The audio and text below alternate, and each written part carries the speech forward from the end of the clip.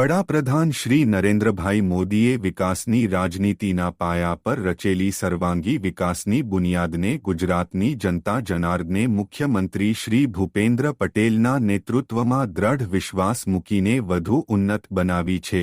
આ જન સમર્થન અને જનવિશ્વાસ સાથે તારીખ 12મી ડિસેમ્બર 2022ના દિવસે મુખ્યમંત્રી શ્રી ભૂપેન્દ્ર પટેલના નેતૃત્વની સરકારે શાસન સેવા દાયિત્વ સંભાળ્યું હતું। તેમના સફળ સુશાસનના 2 વર્ષ 12 ડિસેમ્બર 2024ના પૂર્ણ થશે। મુખ્યમંત્રીશ્રીના દ્રષ્ટિવંત નેતૃત્વમાં વર્તમાન સરકારે રાજ્યની વિકાસયાત્રાને જનહિતલક્ષી યોજનાઓથી અનેક સિદ્ધિઓ અને શ્રેષ્ઠ પરિણામો સાથે નવી દિશા આપી છે।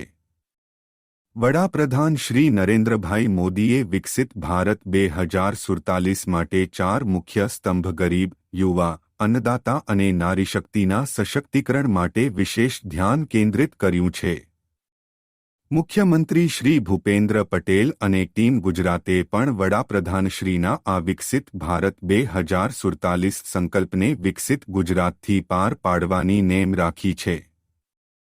મુખ્યમંત્રીશ્રીના નેતૃત્વમાં રાજ્ય સરકારે વડાપ્રધાનશ્રીની સંકલ્પના અનુસાર રાજ્યના વિકાસમાં દરેક આયોજન અને કાર્યક્રમોમાં જ્ઞાન એટલે કે ગરીબ, યુવા, અન્નદાતા અને મહિલા શક્તિના એમ્પાવરમેન્ટ અને ઉત્થાન ઉપર ફોકસ કર્યું છે।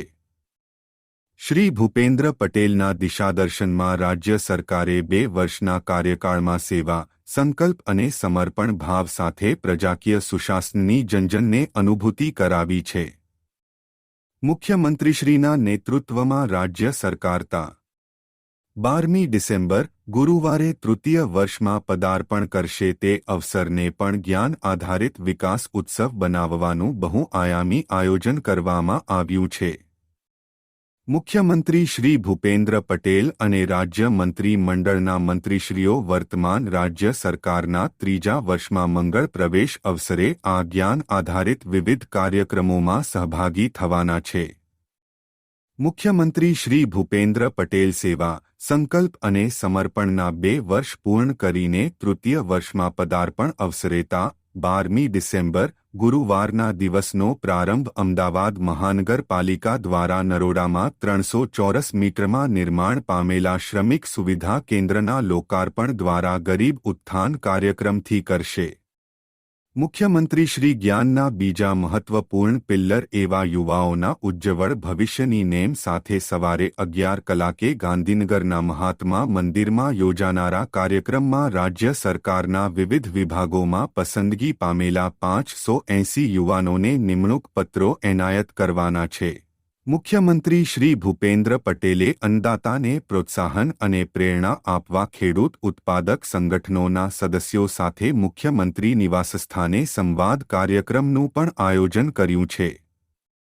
ખેત પેદાશોના મહત્તમ ઉત્પાદન, વેલ્યુ એડિશન, બ્રાન્ડિંગ અને માર્કેટિંગ તેમજ પ્રાકૃતિક ખેતીને વેગ આપવાને મુખ્યમંત્રીશ્રી આ સંવાદ કાર્યક્રમમાં માર્ગદર્શન આપશે।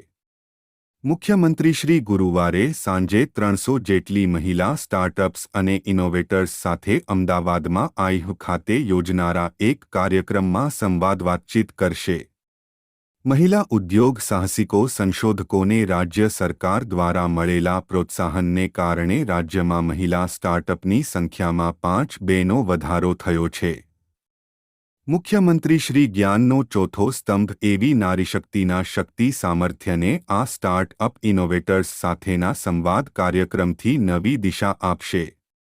મુખ્યમંત્રી શ્રી ભૂપેન્દ્ર પટેલના વડપણની વર્તમાન સરકારના 3જા વર્ષમાં પદાર્પણનો પ્રથમ દિવસ એટલે કે તા 12મી 20 ડિસેમ્બર 1924 સમગ્રત્યા જ્ઞાન સમર્પિત વિકાસ દિવસ બનશે।